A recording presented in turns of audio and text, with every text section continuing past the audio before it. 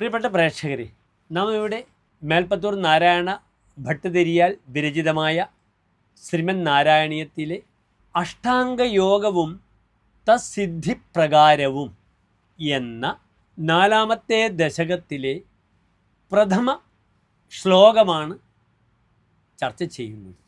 കല്യതാം മമ കുരുഷ്വതാവതീം കല്യതേ ഭവതുപാസനം യയാ സ്പഷ്ടമഷ്ടവിധയോഗചര്യയാ പുഷ്ടയാശുതവ തുഷ്ടിമാപ്നുയാം. ഇനി ഈ ശ്ലോകത്തിൻ്റെ പദച്ഛേദം നിങ്ങൾ ശ്രദ്ധിക്കുക.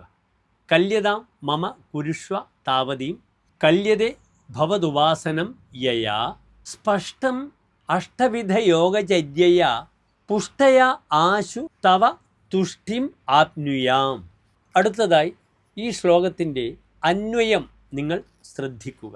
ഹേ വരദ യയാ ഭവതുപാസനം കല്യതേ മമ താവതീം കല്യതാം കുരുഷ്വ പുഷ്ടയാ അഷ്ടവിധയോഗചര്യയാ ആശു തവ പുഷ്ടിം സ്പഷ്ടം ആപ്നുയാം. ഇനി ഈ ശ്ലോകത്തിൻ്റെ സാരം എൻ്റെ പ്രിയപ്പെട്ട പ്രേക്ഷകർ ശ്രദ്ധിക്കുക. അല്ലയോ ഭക്തർക്ക് അഭീഷ്ടങ്ങൾ നൽകുന്ന വരത്തെ ദാനം ചെയ്യുന്ന ഗുരുവായൂരപ്പ, എത്രമാത്രം എനിക്ക് ആരോഗ്യമുണ്ടായാൽ അങ്ങയുടെ ഉപാസനം ചെയ്യുവാൻ കഴിയുമോ അത്രയും ആരോഗ്യം എനിക്ക് നൽകിയാലും പരിപൂർണമായ അഷ്ടാംഗയോഗ അനുഷ്ഠാനം കൊണ്ട് താമസം വിന അവിടുത്തെ പ്രസാദം വരം ഏറ്റുവാങ്ങുവാൻ എനിക്ക് സാധിക്കുമാറാകട്ടെ.